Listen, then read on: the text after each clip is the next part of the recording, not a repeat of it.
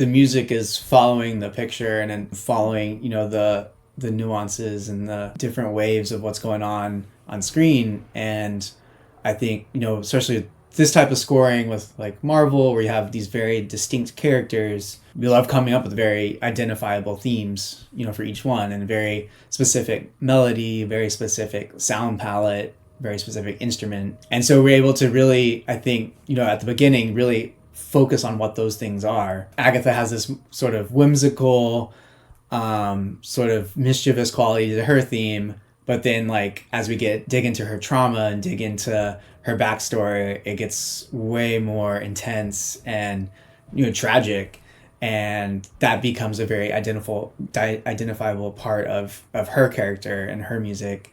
Whereas Rio is this more alien character, and as she's there's this duality to her, as she's this death embodiment of like death itself, and this this unstoppable force of nature.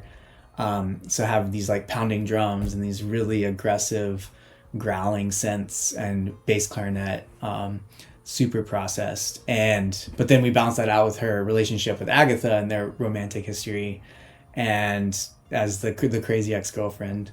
And it has this more ethereal and sort of melancholy vibe to her theme. And then like with Billy, it's the mystery of who his character is, his connection to Wanda.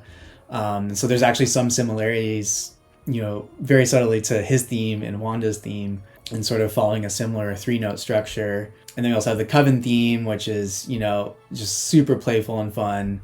But then as the show goes on and, they're encountering these trials and they're growing stronger together, and their sisterhood bond is like becoming something just really powerful and beautiful, and they're sort of reclaiming themselves. Then the Coven theme also sort of levels up with them and has more gravitas and more intensity and drama to it.